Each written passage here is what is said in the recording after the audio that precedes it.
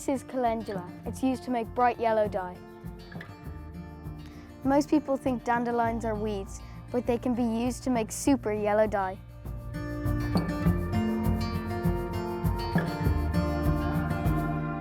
Nettles make green dye. They're also very important for biodiversity.